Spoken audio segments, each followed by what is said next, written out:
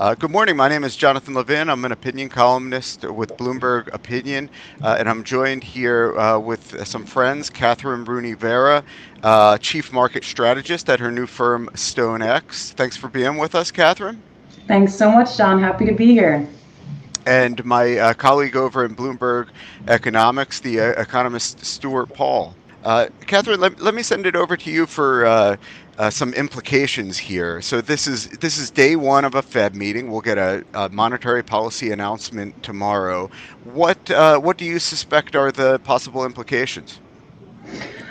Well, of course, if we get an upside surprise, it would increase the chances that the Fed hikes in July. I think June is more likely than not going to be no hike, John, just to see what the repercussions of the 500 basis points in hikes are up to this point.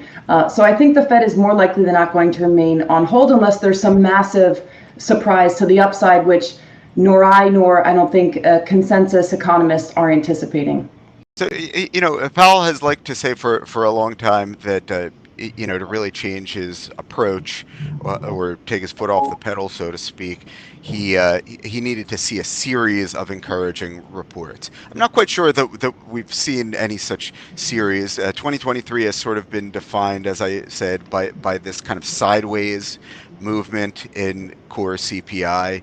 And so I wonder, what combination of the next two reports, the next 2 months data overall, would you be looking for to really say, we are on pause for good, pause or halt, or choose your term. Kathryn, what do you think? Well, look, I think service prices are important. We have that super core index, X housing, X energy. We see this rotation from consumers consuming goods to services. That's first and foremost on the Fed's mind.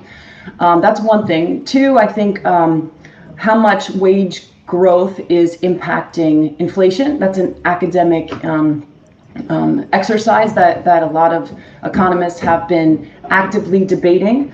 But I think if we do get inflation moving lower and the unemployment sustainably lower and unemployment remaining this strong, then I personally will be giving more credence to the soft landing camp. It's not my base case scenario, but I think that's one thing that the Fed will be actively looking for.